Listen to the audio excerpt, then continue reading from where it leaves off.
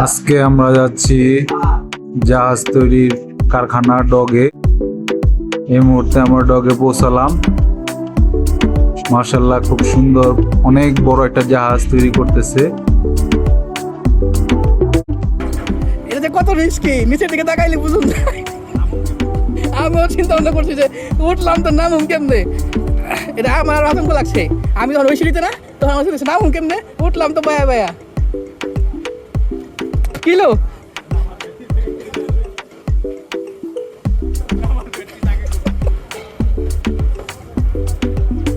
ওই তো আমার প্র্যাকটিস করলে আমার প্র্যাকটিস করতে মাছ পথে এখান থেকে ওই তো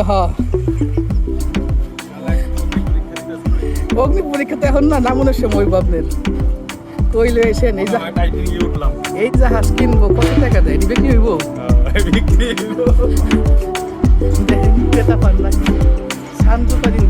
অনেক কষ্ট করে উপরে ওঠার পর বুঝতে পারলাম যে না, পরিবেশ খুবই সুন্দর লাগতেছে উপর থেকে।